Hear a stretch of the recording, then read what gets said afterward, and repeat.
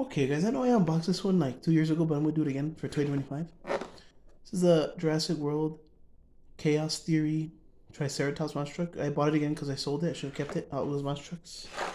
Of course, the back. So all I need for this case is Hot Wheels Tiger Shark Demo Derby, which I'm not gonna do an unboxing of those. I don't think I am, or maybe. And Dodge Charger RT. Name Triceratops truck type character. Strength triple tough. Crash type horn hammer. Further ado, let's go open it.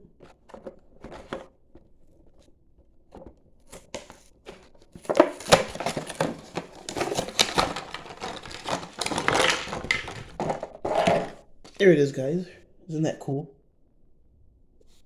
I love the the chrome beadlocks and the army green rims, the army green truck. There it is, a little gloss, and there's the front of it. The headlights are going forward, so I don't know what's wrong with it. There it is. I think I improved it, I think. Maybe. Black tires, black roll cage, black, army green undercarriage. The back of the truck. So that's the only two trucks I got today, guys. Like, subscribe, comment, share, guys. More unboxings coming soon. Peace out, and hope you enjoyed.